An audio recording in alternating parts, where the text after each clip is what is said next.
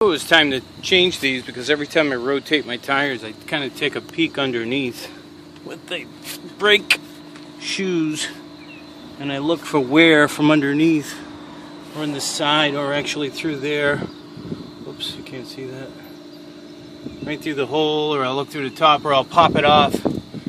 And I know the inside's worn out. The outside looks pretty good. Let me see. The outside one here, the pad on the outside looks pretty good, but the inside I know is worn out. So I just have to pull these two bolts off here and just pull them out. And just put a socket on the end there and ratchet.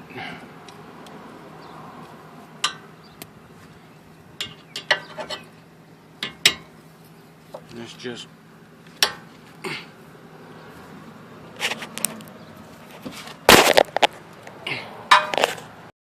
about that. The Honda's got a you have to hold this other end, this lock here, keep this tight and then remove it.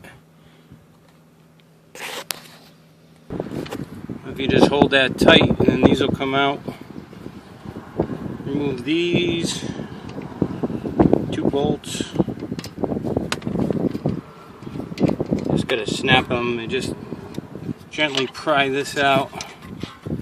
This caliper should come right out. That's simple. You come over here. Now there's a guide on here. It's making a little noise. So I know this is getting close. You see how thin that's getting on the edge there. So I don't want to wait until later and then have to deal with the the rotor. Just want to remove the brake pad, replace it. I got a couple of these right here. You see the difference in the width compared to that. You know, yeah, there's probably a little bit more mileage on there, but it's hitting this metal piece here. And I'm hearing a squeak, so I know that it's getting close. I probably could have held out a little bit longer. You see this guide right here? This metal, when it hits the edge there, the caliper, the rotor here, hits that, and you can hear a squealing. You know it's time to change. You might have a sensor on your car that tells you that you're getting low too, but this doesn't have that. So it's just as simple as putting these back in right where you got them, where it came out. It's a little tricky from the back, but you notice the difference there? It's big time. And you could lubricate these too, pull these sliders out. Well, here's the outside one. Just pulls right out. This one doesn't look too bad. But now that I'm already here, might as well see the difference there. I don't know if you can see that. Yeah. So this just goes right back in.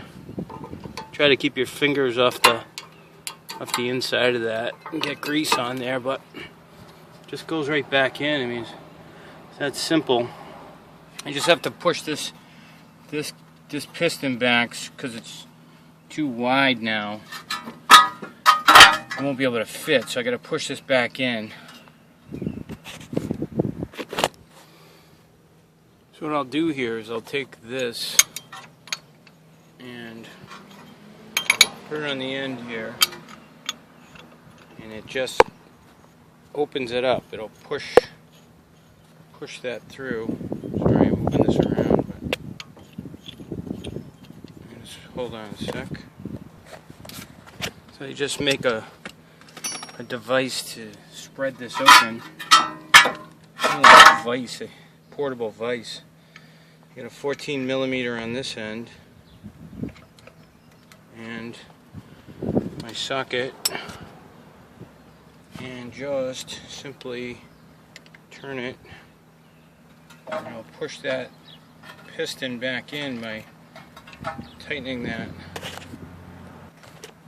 I usually use the other side, but you can see it made a little hole in the old brake pad, but it pushed it flat so I can get this over the caliper. I mean the new brake pads. These come out here, these sliders, and then you can put some sort of grease on there. I use this Never Sees stuff. I just put a thin coat on there. There's already some on there, so I don't really have to do it, but I will. Just use a brush and apply some of that silicone or anti-seize to this glider, and helps it glide back and forth when you step on the brakes. This just goes right back in here, so I pulled it out of the top part of the caliper. I'm just pushing it back in. There's a dust seal and just snapped right in. But this is what I have to hold stable on the Honda. Like on the Ford, I don't have to do that. And this just goes right back over there. The caliper goes right back over, and the bottom's got to be adjusted a little bit, but now you see it's right back on. I just got to put the bolt in. I might lubricate the bottom before I do that. When the bolts go right back in, I just secure this and then tighten this bolt. Sure it's lined up right, and that's basically. And the rotor looks pretty good. I know there's some grooves in it, but it doesn't need to replace. It doesn't shake or anything when I'm stepping on the brakes. You know how when your car shakes when you step on the brakes? Sometimes this can be warped, but these hold out pretty good. I did replace the other one, but I'm not going to do this side because the other side was a little more worn, and that's basically it. And just keep up on the front end, and if you got greasable ball joints and tie rod end, just make sure you're keeping those greased, and rotate those tires every 7,000. Keep enough air in the tires or you're gonna lose gas money on your travel time. Have a great day. Thanks. Bye-bye. Oh, well, I always have something to say at the end. Even though I have all these repairs and things to do, I still have time to do my other business. So I make sure I manage my time efficiently, and I do things first and then come out and take care of the other things within a certain time frame. So there's always time to run my business and take care of all the other things that need to be done around the house and on the cars and everything else. Have a good day. Bye-bye.